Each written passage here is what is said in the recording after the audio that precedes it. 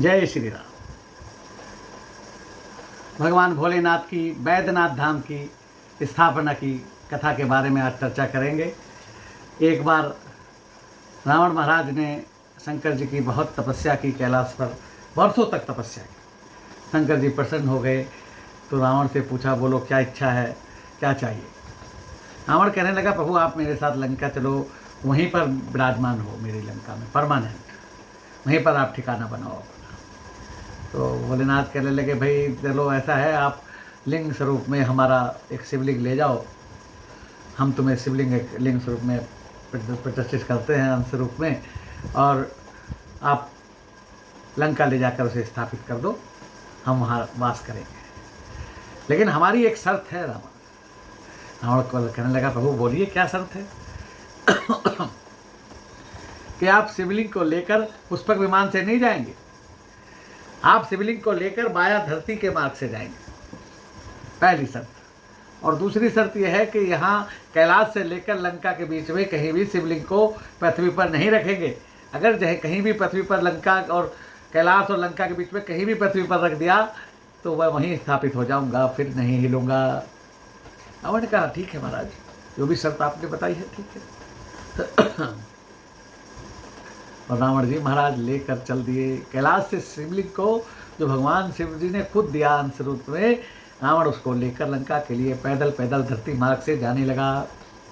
आकाश में सारे देवता व्याकुल हो गए, सब देख रहे हैं, और सब ने विष्णु भगवान से प्रार्थना की कि महाराज रोको, अगर लंका में शिवलिंग स्थापित हो गया फिर रावण को कोई पराजित नहीं कर सकता, बहुत ज़्यादा ये तो अनर्थ हो जाएगा।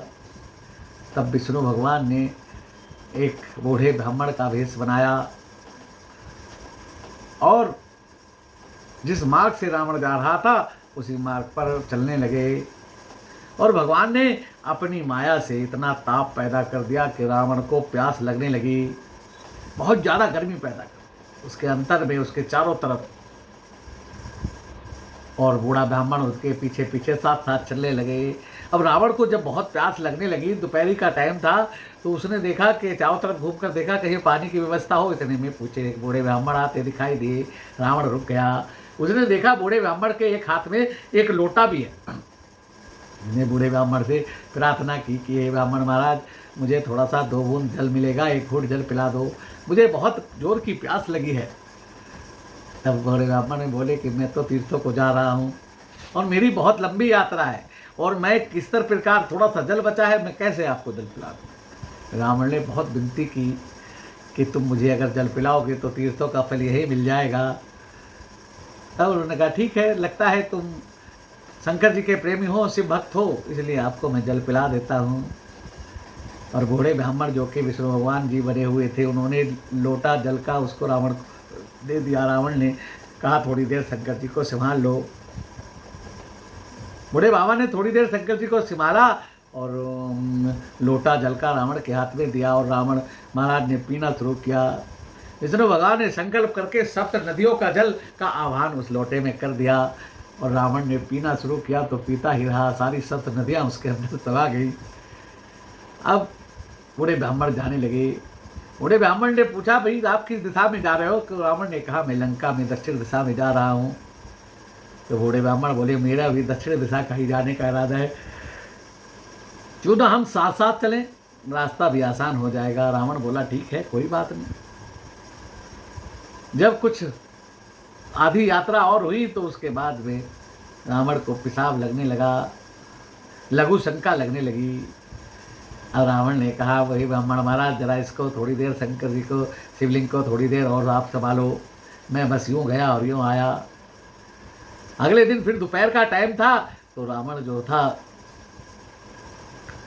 शंकर जी शिवलिंग को, ब्राह्मण महाराज को पकड़ा कर जो लघु शंका करने गया, पेशाब करने गया, तो सुबह से शाम हो गई, उसका पेशाब खत्म नहीं हुआ। और उधर बूढ़े ब्राह्मण जो विष्णु भगवान बूढ़े ब्राह्मण बने हुए थे, उन्होंने बहुत आवाज़ें लगाई कि रावण में बूढ़ा ब्राह्मण, मेरे से अभी शिवलिंग का भार नहीं सहा जाता, मैं इसे रख रहा हूँ। और वो बैद्यनाथ नगर का क्षेत्र था जहाँ बूढ़े ब्राह्मण बड़े विष्णु भगवान ने शिवलिंग को स्थापित कर दिया। बोलो बैद्यनाथ भगवान की जय। रावण ने बहुत कोशिश की उसको उठाने की, लेकिन वो नहीं उठा। फिर शंकर जी से प्रार्थना की। शंकर जी ने कहा था, मैंने तुझे बताया था कि रास्ते में अगर कैलाश से लंका के बीच में कहीं भी पृथ्वी पर रख देगा तो ये दोबारा मैं उठूंगा नहीं, मैं वहीं स्थापित हो जाऊंगा। तो वो भगवान शंकर जी का शिवलिंग है जो वैद्यनाथ धाम कहलाता है, वैद्यनाथ नगर में है। और उसी के पास वो स्थान भी है जहाँ रावण ने लघु शंका की थी। वहाँ पर एक तालाब बना हुआ है। वैद्यनाथ धाम के दर्शन करने से लोगों के संकट दूर होते हैं। कर्पूर गौरम करुणावतारम संसार सारम भजगेन्द्रहारम सदा वसंतम हृदयाल वंदे भवम भवामी सहितम नमामि। बोले शंकर जी महाराज की जय। हर हर महादेव शंभो, हर हर महादेव शंभो। जय भोलेनाथ, जय श्री राम।